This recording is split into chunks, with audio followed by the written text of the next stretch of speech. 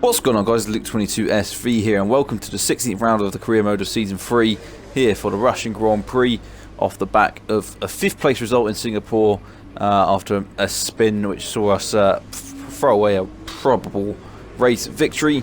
We come into Russia still with a championship lead over Max Verstappen, actually extending our lead still over Verstappen. Butler, however, is starting to catch up, and Lando Norris is starting to fall away. So coming into Russia is a track that we've done well at in the past, but we have to take a penalty change into this race, which is going to be a little bit annoying in the grand scheme of things. We're going to be losing 5 places on the grid with that change, and that'll put us a little bit further back than we would like coming into this race, but hopefully we can at least target pole position, or maybe, yeah, just try and get as high as possible at a track that we have done well at in the past. So it's a little bit reassuring, but at the moment it's not so good. At the moment we're down to P9, so we need to get a much better lap than what we've got at the moment. Valtteri Bottas, however, he's currently in P8 and he's behind us for some reason. He's decided to not hold back and actually get caught in our dirty air. Maybe he thought the slipstream would help, but yeah, he's kind of hindered himself by following us directly behind as he started this lap, and we slightly cut the corner there where it didn't really gain us any time. It was just we turned in a little bit too early, but we are purple in sector 1 and we're up on Max Verstappen's time. But now we'd have to go through the rest of the lap, and it would, again, making mistakes right when it's counting most. And yeah, I mean, we could be bottling this championship if we're not careful after the mistakes that we have made. Even before I switched over to the wheel, I made mistakes earlier in the season at Canada, of course, throwing away the race win by crashing into the Champions Wall. Hopefully that's a good omen, because, you know, Champions Wall and all that. But yeah, we've made mistakes, of course. In Australia we spun, and then in Bahrain I think we got a 5-second penalty when we should have won both those races as well, and that would have been a good way to start off the season, but we didn't get that early season momentum in the end. And this has been a pretty poor lap as well in the end. We set a purple sector 1, but sector 2 and sector 3 have been pretty poor, and this isn't going to put us too high, I would imagine. Again, turning a little bit too early, just a little bit of pressure perhaps that we're starting to get to us, and we cross the line. It's not going to be pole position at all, and yeah, of course 3rd, so we should be starting about 8th then, unless anyone else gets penalties behind us, which could change altogether. We could end up 7th or something like that if we're lucky. But Verstappen's on pole position, and that's the worst thing we could have asked for. Butler's behind us, but he'll move up to 3rd. Norris, again, he's pretty much decided he doesn't want to compete for this championship anymore, and is happy to see the rest of us go for it ourselves, because he's just bottled it as well. He's pretty much bottled it and allowed pretty much just the top 3 of Butler, myself and Verstappen. It's a shame, really. It would have been nice to have a 4-horse fight into the last few races of the season, but well, even though it's mathematically possible, it's not realistic for him anymore at the moment. But here's the grid order then for the Russian Grand Prix. Of course, Verstappen on pole, Vettel doing well in that ailing Ferrari, which is off the pace at the moment, and then in 3rd, of course, it was Devon Butler getting ahead of us. Of course, Hamilton 4th, and then got the rest of the order as well, with Weber in 5th, and Kvyat his home Grand Prix, had Sainz, myself in 8th, then Norris in 9th, so we're still ahead of Norris, Bottas, and then Magnussen, Ricciardo, Perez, Russell, Hulkenberg, Stroll. Leclerc is a long way down. I don't know why he's so far off his teammate Gasly and Giovinazzi and Albon. So the Toro Rosso's not really looking too happy around this track for some reason. They're at the back, and they've tended to sort of fallen back towards the rear of the grid in recent races, but less of Toro Rosso and more of this race as we're about to get those 5 red lights underway, and we're away for the Russian Grand Prix. Of course, not getting those starts properly done at the moment. We're getting poor starts all the time at the moment, and the Mercedes Valtteri Bottas make a little bit of contact with us there, a little bit more there, and we get a warning for actually colliding with him. But we dive down the inside into turn 1 on the inside of Carlos Sainz, and Lando Norris there making a little bit of contact with Danny Kvyat's Williams, but nonetheless our front wing's still intact, and we've gained 1 position off the start there, up into P7 off of Carlos Sainz. Can we gain another one on Danny Kvyat here? We dive down the inside of him, and it's a clean move up to P6 then, and gaining 2 positions off the start then, so doing what we need to do. And Kvyat actually diving back down the inside of us there, caught us off guard if anything, and we end up having to go off the track. We retake that position though, and yeah, that could have almost been worse. I think we just broke a little bit too early for that corner, but now we're following Lucas Weber, who's really been carrying Alfa Romeo this season. And if Alfa Romeo was slightly better, perhaps he could have been in championship contention at the moment, but unfortunately they just haven't started the season off as well as they should have. McLaren and Red Bull being the class of the field. But here we go then. Can we get past Lucas Weber? A long way back. We dive down the inside, and well, yeah, we have to force him to give us room, and allowing us to get into P5 then. So a good start to this race then. We gained 3 positions off the start, and our next target is Hamilton. You see ahead is Vettel as well, and then Butler is up to P2, and almost completely losing it there. And we don't want to make too many more of those mistakes in this race, because that could have put us into a wall. And going off the track, Verstappen leading the race still after lap 1, ahead of Lucas Devon Butler. So yeah, here's a replay then of the start. Of course, in fact, yeah, Devon Butler starting from P3 was in good position to actually get our launch off the start. Of course, it's almost a good thing not starting on pole position here actually, but we dived down the inside of a few cars there. Carlos Sainz sort of getting caught out there, Lando Norris getting past him as well, and it looks like the Racing Point as well managed to get past Carlos Sainz. So Carlos Sainz in the improving Renault, he seems to be the one getting the most out of it. Giovinazzi was a little bit further down the order, but we dived down the inside of Danny Kvyat, take the position away from him, but he decided he wanted to come back past us. We broke a lot early, he was a long way back, and caught us a little bit off guard. Perhaps we broke a little bit too early there, perhaps being a little bit overcautious on the first lap of the race here. But then once we got back past Danny Kvyat, our next target was the Alfa Romeo, which I wasn't really expecting to get anywhere near on the first lap. And of course we did make that move, of course, at the end of this straight, just managing to force him a little bit out wide and allow him to perhaps be on a little bit on the back foot for the next corner, which did allow us to get past in the end. Butler, of course, has got past Sebastian Vettel into P2.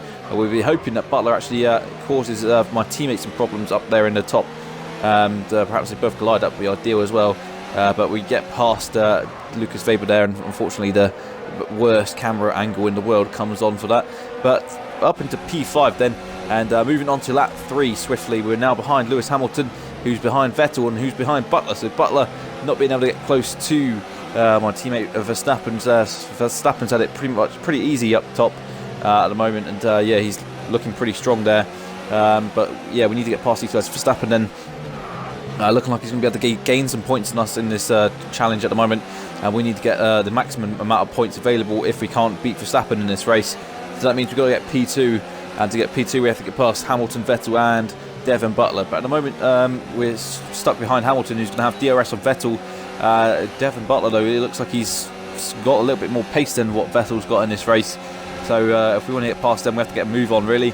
And yeah, well, not close enough this time around to get past Hamilton, who's not close enough to get past Vettel. So of course, this is one of the worst tracks on the calendar, and it's not the greatest either. So for overtaking. So yeah, it's going to be a difficult here.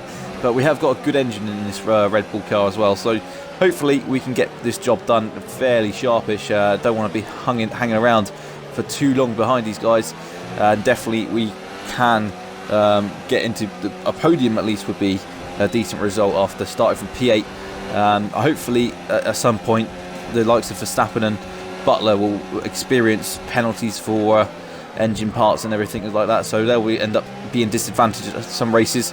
But of course we got USA as well. That's another race. Japan as well coming up, which are not my strongest races. Abu Dhabi as well. So we've got 3 of the next 5 races coming up, which are just not my favourite races.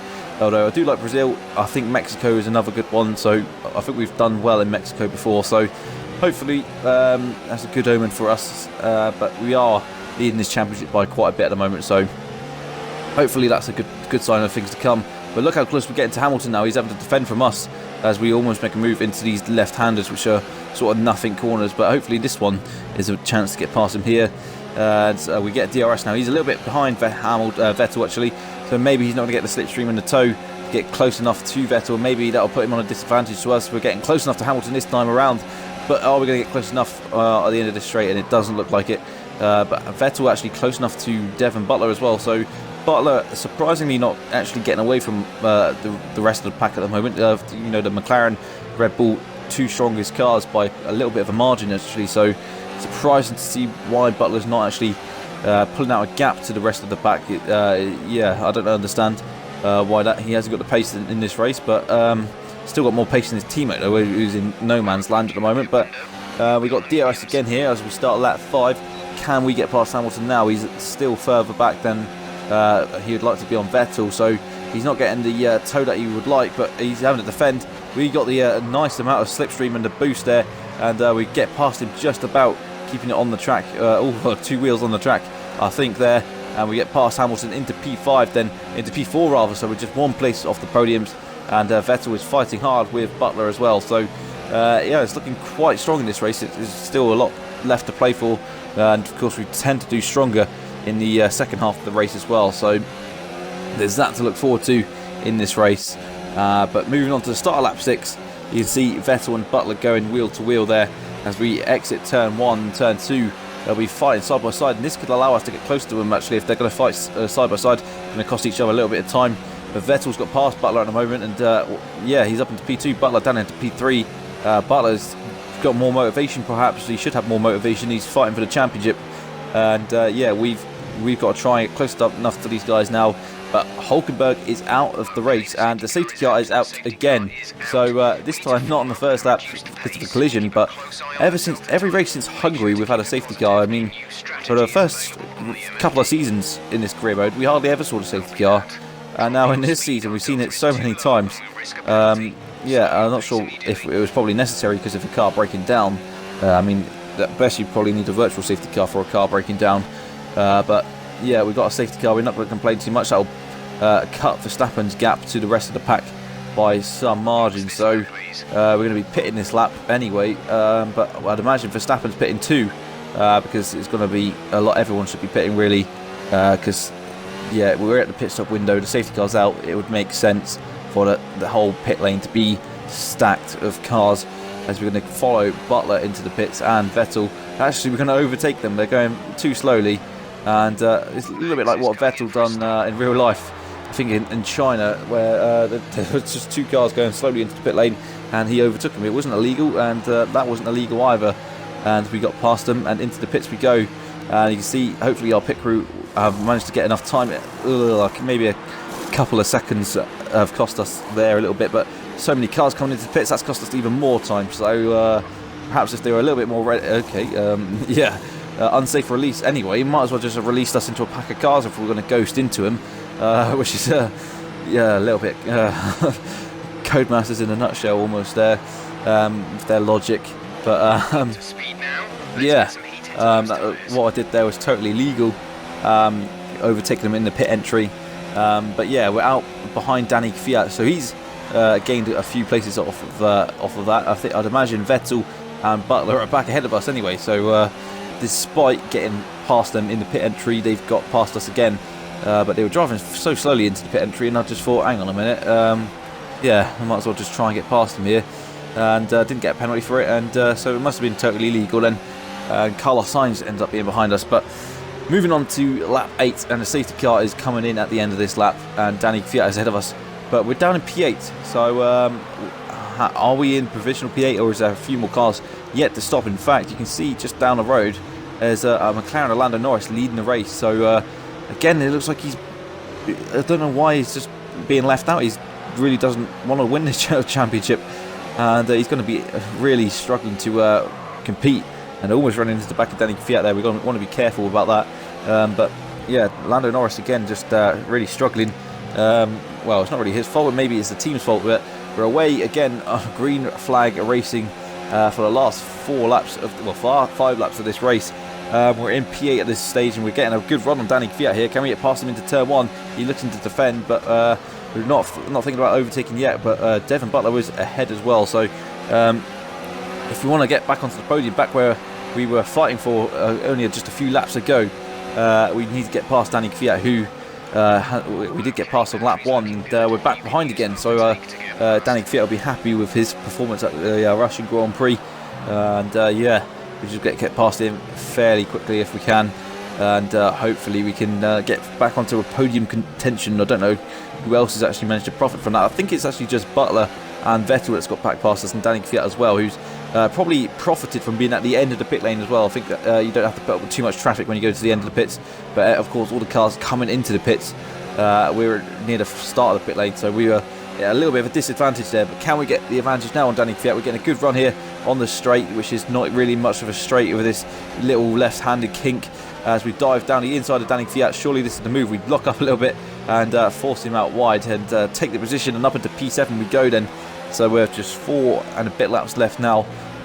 We got a chance to get a podium. Can we get that? But can we get the work done? These guys are going to get held up a little bit as well by the traffic. So can we get close enough to these guys, which are getting held up? That is doing us a little bit of wonders at the moment. Carlos Sainz now overtaking Danny Kvyat. So Kvyat lost 2 places there. As we move on to lap 11, it's Weber behind us now into P7, and we're up still in P7, and those cars still haven't pitted yet. So leaving it late, I don't know what they're waiting for. They might as well just, well, they should have pitted under the safety car, but it's actually Hamilton is ahead still. So Hamilton's managed to get ahead of us as well in the pit lane. So we've overtaken Butler there, who was caught up a little bit by these guys fighting wheel to wheel, Hamilton and Vettel side by side, and we profited, got past Evan Butler, and now we're very close to getting past Vettel and Hamilton, and P2 is looking very likely here, and Vettel having to defend again. I don't know why he's defending into this corner. It's not like a overtaking spot really, let's be honest, as we go into the next right-hander and onto the straight, of course, which is not really a straight, but we get DRS, we should be able to get past him here. He's got DRS 2, but we're so close to Vettel that we're going to get a good enough of a slipstream, get alongside him, and almost a little bit of wheel banging on the straight there. We dive down the inside of Vettel and we take P5. Surely those guys are going to be into the pits on this lap, maybe in the next lap if they're playing that game where they just want to run these prime tyres on the last lap only, but pretty pointless. They're going to be down the back of the grid anyway when they do pit, but now Hamilton is our next target. We've got past him once, we need to get past him again. Who's going to be on the podium at this stage as we look to get past Hamilton. We go to P4, we're up into P3 and we're on the podium now, and this is a chance to get P2 here from Hamilton, and that's pretty much going to be it. We can't see Verstappen ahead of us as we take P2 away from Hamilton, and it's a good overtake there. It's an easy overtake, and our next target is Verstappen, but with just 2 laps to go, it does look like a long shot and it doesn't look possible. So it looks like we're going to have to settle for P2 here. Maybe the best bet is to try and get the fastest lap of the race if we go into the next corner, and we're going to try and get that get the fastest lap. It's sort of exceeding the track limits there, but getting away with it, not getting told off. We go purple in sector 1. That's largely thanks to the DRS there. Of course, we're exceeding the track limits when we can. It's not giving us a warning, and we go wide again. Just that's the problem with this track. You got tarmac runoff areas. They're going to be used and abused, and that's what we're doing. To be honest, we're taking all the liberties of this track and going wide again. We've actually spent more time off the track than on it this lap, but we're not going to complain too much. I mean, we're trying to close in on Verstappen. This is for the championship, and every point counts, and we're going to try and get the fastest lap of the race. We've got purple in sector 1 and sector 2, and we're actually closing in on Verstappen a little bit. We're still over a second behind him, so DRS is not going to come into effect yet, but we're coming into sector 3 and we're closing in on Verstappen actually, and actually it was our problem area that so far this weekend, sector 3, we're not really too strong here. We've got these double right-handers as well. Very tedious track this is. It's a Sochi, no wonder it provides such boring races. We come around the last corner, actually was a purple sector 3 this time, and we got DRS as well, which has gone to the last lap. Can we get close enough to Verstappen to pick another last lap overtake? We got DRS this time around. Are we going to get close enough on the last lap of the race? We've taken 1 point away from him at least. So yeah, when he's going to gain one point, we've stopped him from doing that. He's only going to gain 6 instead of 8 now. So that's a 2-point gap that we've potentially recovered. But can we get another 6 points here, or another 7 points here, and make it a 8-point gap? But we get over Verstappen, which would be a huge difference in the end in this championship fight, perhaps. But running wide again. Well, as soon as we get close to him.